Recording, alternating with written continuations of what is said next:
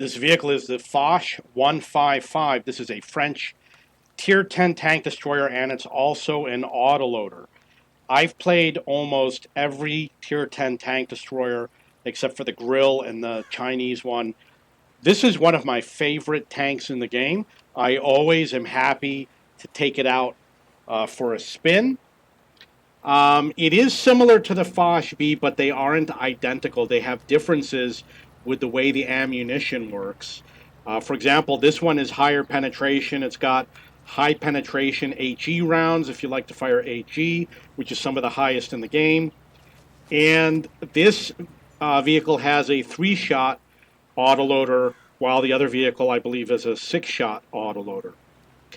Unfortunately, there's a lot of top players that don't like this tank. They say it's a piece of garbage.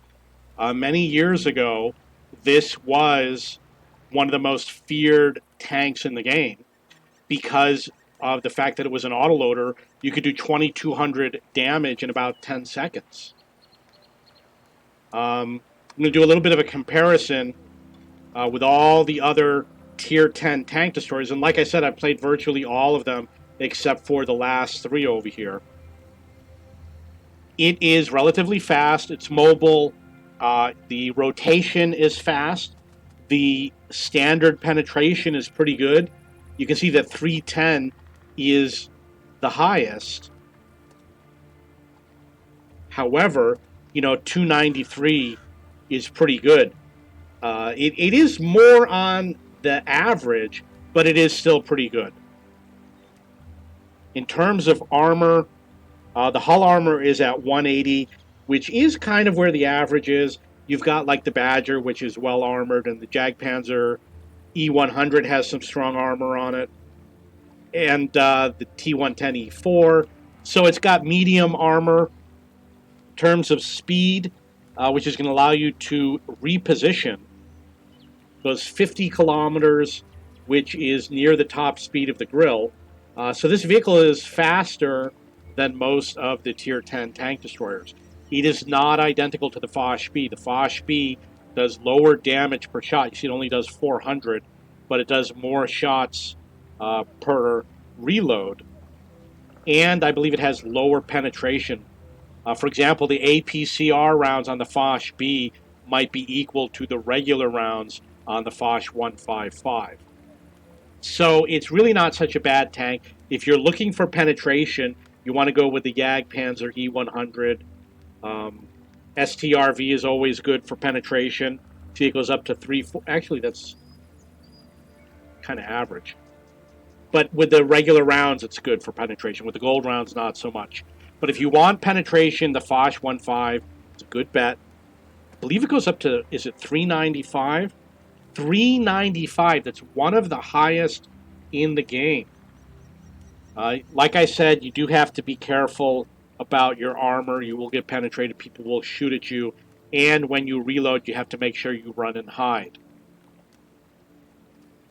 It's also very easy to track the vehicle, so that is a common tactic that will occur.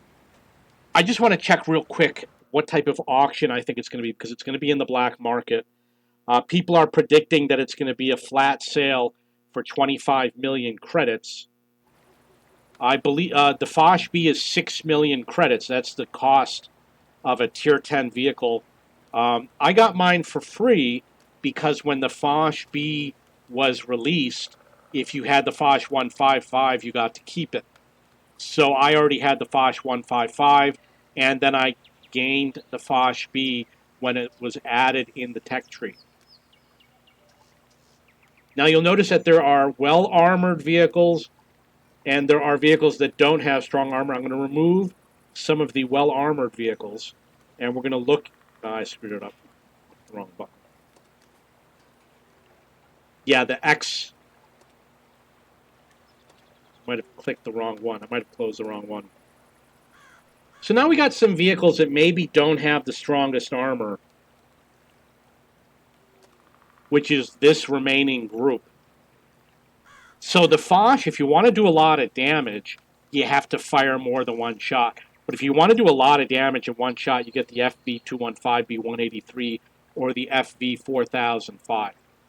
So if you want to test it out with the Foch B, you could get the feeling of what it's like.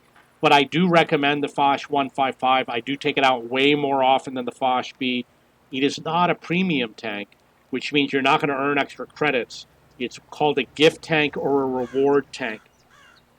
When you equip it, you're probably going to want to put anything. I would put the improved aiming, the enhanced gun laying drive, the rotational mechanism. That's probably what I would put. And the reason why is because if you're doing long distance sniping, you're probably going to want this thing over here. The aim time is 2.88. That's really not that great. It's not good at all. The dispersion is 0.35, which is actually pretty good. That's better than a lot of tanks. You're going to be okay with your engine. You're going to get up to speed pretty good. View range is nothing special. Okay, so that's the vehicle. If you have any questions or comments, please post below.